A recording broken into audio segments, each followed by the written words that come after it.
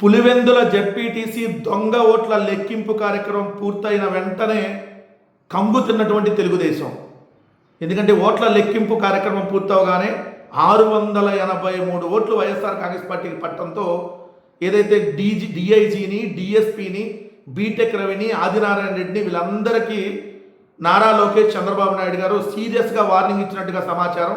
మనం అనుకున్నటువంటి స్క్రిప్ట్ ఏంటి, మీరు చేసిందేంటి, మనం అనుకున్నది కేవలం 11 దొంగ ఓట్లు మాత్రమే వైఎస్ఆర్ కాంగ్రెస్ పార్టీకి వేయమని చెబితే మీరు మాత్రం 683 దొంగ ఓట్లు వైఎస్ఆర్ కాంగ్రెస్ పార్టీకి ఎలా వేశారని చెప్పి వారి మీద సీరియస్ అయినట్టుగా సమాచారం.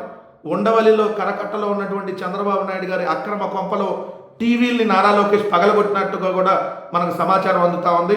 11 ఓట్లే రావాలని మనం స్క్రిప్ట్ రాస్తే 683 ఓట్లు వేసినందుకు సీరియస్గా వీళ్ళందరికీ వార్నింగ్ ఇచ్చి ఏదైతే తీవ్రమైనటువంటి నిరాశలో ఉన్నట్టుగా ఏదైతే నారా లోకేష్ ఉన్నట్టుగా మనకు సమాచారం అందుతూ ఉంది.